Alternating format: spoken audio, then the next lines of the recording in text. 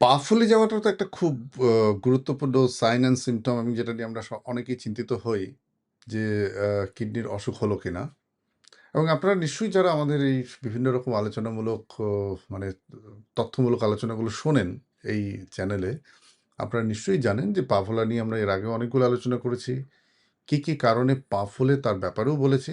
ছোট্ট একটা রিমাইন্ড করে দেওয়ার জন্য আমি বলছি যে পা ফোলার মূলত কারণ কিন্তু ৩ টি। ১ নাম্বার কারণ হচ্ছে যদি আমাদের কিডনি ঠিক করে কাজ না করে শরীরে যদি ভলিউম ওভারলোড হয়, তাহলে একটা পা ফুলতে পারে। সেকেন্ড পা ফোলার কারণ হচ্ছে যদি আমাদের হার্টের পাম্পিং অ্যাকশনস ঠিক না থাকে বা ডায়াস্টোলিক ডিসফাংশন হার্টের হয়, তাহলে পা ফুলতে পারে। থার্ড ইম্পর্টেন্ট কজ অফ মানে সোয়েলিং অফ দ্য লেগ হচ্ছে যদি হেপাটিক ডিসফাংশন, লিভার যদি খুব ভালো করে কাজ না করে, তাহলে কিন্তু আমাদের পা ফুলে।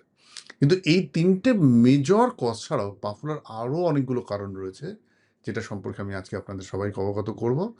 কারণ কিডনির অসুখে পা কেন ফোলে সেটা সম্পর্কে আমরা এর আগেও বিস্তর আলোচনা করেছি। তাও আবার একটু যারা প্রথম শুনছেন তাদের জন্য বলে দেওয়া যে আমাদের শরীরের কতটা নুন, কতটা জল থাকবে তার মাত্রা ml to ml কন্ট্রোল করে কিন্তু কিডনি। এত প্রিসাইজলি, এত অ্যাকুরেটলি কন্ট্রোল করে, যখন সেখানে একটু গন্ডগোল হয় তখন there is a tendency for salt and fluid retention. তার জন্য ankle edema is a one sign. যদি কিডনির অসুখের জন্য প্রোটিনিউরিয়া হয়, যেগুলো প্রোটিনিউরিক রেনাল ডিজিজ বলি, তাহলে কি হয়, শরীর থেকে প্রচুর পরিমাণে অ্যালবুমিন বেরিয়ে যায়। অ্যালবুমিন বেরিয়ে গেলে রক্তে অ্যালবুমিনের মাত্রা কমবে, এটা খুব স্বাভাবিক ব্যাপার। আর রক্তের অ্যালবুমিন একটা অসমোটিক প্রেশার মেনটেন করে বলে টিস্যু থেকে ফ্লুইড আমাদের ব্লাড ভেসেলের ভেতর থাকে। ন্যাচারালি আমাদের এই পা ফোলা বা থার্ড স্পেস ফ্লুইড অ্যাকুমুলেশন, যার জন্য ইডিমাটা দেখা যায়, সেটা হয় না। সো কিডনির এই দুটো মেইন কারণ। ১ নম্বর হচ্ছে ফ্লুইড ব্যালেন্সের তারতম্য, আর প্রোটিনিউরিক রেনাল ডিজিজে আমাদের যে প্রোটিন কমে যাওয়ার জন্য রক্তের মধ্যে যে অ্যালবুমিনের একটা স্বাভাবিক মাত্রা থেকে তার যে অ্যালবুমিন মাত্রাটা কমে যায়, that can lead to the ankle oedema. এ দুটো তো সহজেই বোধগম্য। কার্ডিয়াক ফাংশনের জন্য কেন হয় আমরা জানি যে negative suction of the heart, যেটাকে আমরা বলি diastolic function of the heart, সেই ডায়াস্টোলিক ফাংশনে হার্ট কি করে, পেরিফেরাল সমস্ত জায়গা থেকে এগেনস্ট গ্র্যাভিটি ফ্লুইডকে টেনে নিয়ে এসে আমাদের রাইট ভেন্ট্রিকেলের মধ্যে তাকে ডেলিভার করে, দেন লেফট ভেন্ট্রিকেল তাকে পাম্প করে আমাদের শরীরের বিভিন্ন জায়গায় ডিস্ট্রিবিউট করে দেয়। যখন এই negative suctioning capacity of the heart কমে আসে, তখনও there is a dependent oedema, পার দিকে ফুলে আসতে শুরু করে। আর লিভারে কেন হয়, লিভার অসুখ হলে কেন হয়, লিভার অসুখ হলে এর আগে আমরা বিস্তর আলোচনা করেছি যে লিভার একটা important organ for synthesizing albumin, আর albumin is the most important cause which maintains the osmotic pressure inside the blood vessel, which keeps the fluid inside the blood vessel. Blood ভেসেলের ফ্লুইডকে কখনোই বাইরে যেতে দেয় না যদি অ্যাডিকুয়েট অ্যালবুমিন আমাদের রক্তে থাকে। সো লিভারের অসুখ হলে যেহেতু অ্যালবুমিন ঠিক থাকে না, তার জন্য এই প্রবলেমটা হয়। এছাড়াও আমরা দেখেছি লিভারের অসুখ হলে আমাদের শরীরে সল্ট রিটেনশন ক্যাপাসিটি বেড়ে যায়। That also is a contributory factor for causing pedal oedema. কিন্তু এই ৩টে তো মেজর অর্গান ডিফেক্টের জন্য হলো, আপনারা কি জানেন এছাড়াও আরও অনেকগুলো ছোট কারণ আছে যার জন্য আমাদের অ্যাঙ্কেল এডিমা হয়, যার সঙ্গে ডাইরেক্টলি কিডনির হেলথ কানেক্টেড নয়, লিভারের হেলথ কানেক্টেড নয়, বা হার্টের হেলথ কানেক্টেড নয়। কেন এটা জানা দরকার?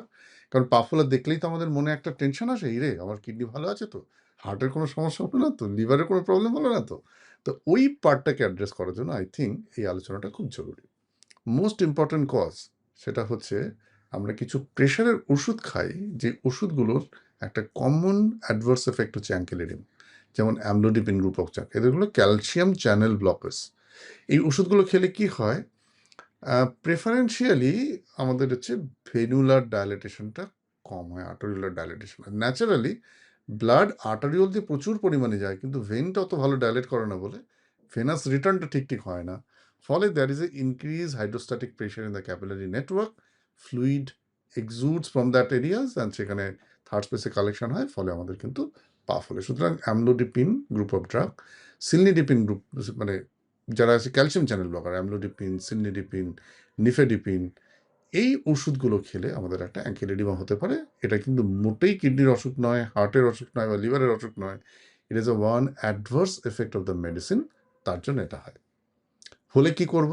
যদি এইরকম হয়, আমরা যদি রুল আউট করে দেখি যে আমাদের শরীরে জলের তারতম্য কিছু নেই, kidney function normal, cardiac function normal, liver function normal, তা সত্ত্বেও অ্যাঙ্কেল এডিমা হচ্ছে এবং আপনি কোনো ক্যালসিয়াম চ্যানেল ব্লকার খাচ্ছেন, সেক্ষেত্রে একটা baby dose of diuretic add করা যেতে পারে, অথবা ক্যালসিয়াম চ্যানেল ব্লকারকে শিফট করে তার কিছু অল্টারনেটিভ ব্লাড প্রেশার মেডিসিনে যদি সুইচ ওভার করা যায়, তাহলে এই মানে অ্যাঙ্কেল এডিমাটাকে অ্যাড্রেস করা সম্ভব।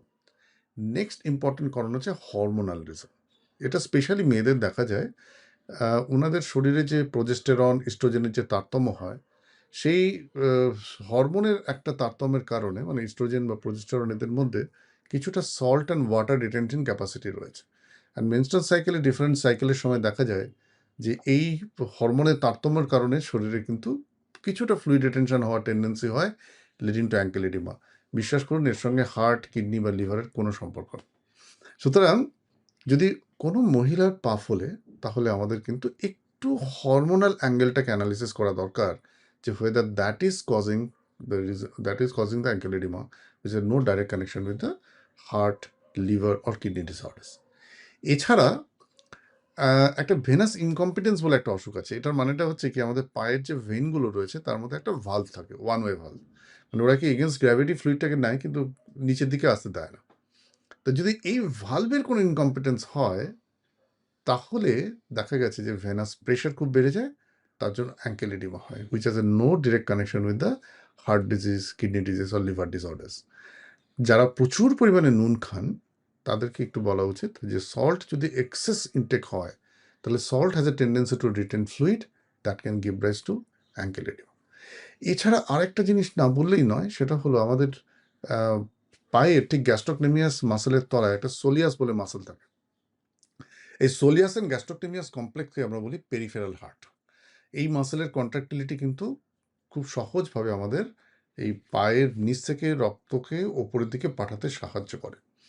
এবার যাদের দীর্ঘদিন বসে থাকার কাজ, চেয়ারে সারাদিন বসে থাকেন, তাদের কি হয়, মানে ফিজিক্যাল অ্যাক্টিভিটি একদম কম থাকে, ধীরে ধীরে এই soleus and gastrocnemius group of muscles, যাকে আমরা পেরিফেরাল হার্ট বলি, তারা খুব উইক হয়ে পড়ে। এই মাসেলটা উইক হয়ে গেলে কিন্তু যখন আপনি অনেকক্ষণ দাঁড়িয়ে থাকবেন বা পা ঝুলিয়ে বসে থাকবেন, তখন এই এগেনস্ট গ্র্যাভিটি রক্তকে ওপরের দিকে সঞ্চালন করা, লিমফ্যাটিক্সকে ওপরের দিকে পাঠিয়ে দেওয়ার কাজটা ঠিক করে হয় না।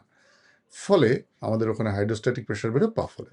এটাও কিন্তু একটা পা ফোলার কারণ, যেটা not a direct related to the heart, liver or kidney disorders.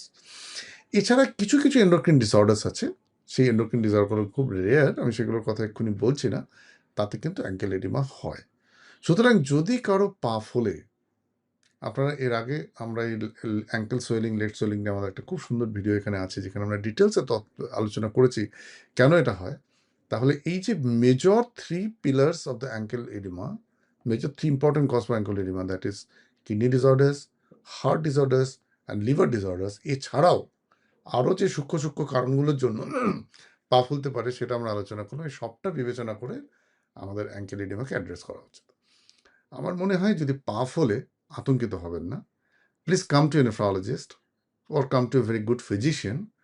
তাদেরকে সমস্ত ব্যাপারটাকে মূল্যায়ন করতে দিন, এবং সেটা সম্পূর্ণরূপে পুঙ্খানুপুঙ্খ মূল্যায়ন করে তার কজটা নির্ধারণ করে তারপর তার ওষুধ নিলেই এই পা ফোলা থেকে মুক্তি পাবেন। ভালো থাকুন, সুস্থ থাকুন, আর আবারও অনেক নতুন তথ্য নিয়ে আপনারা আসবো।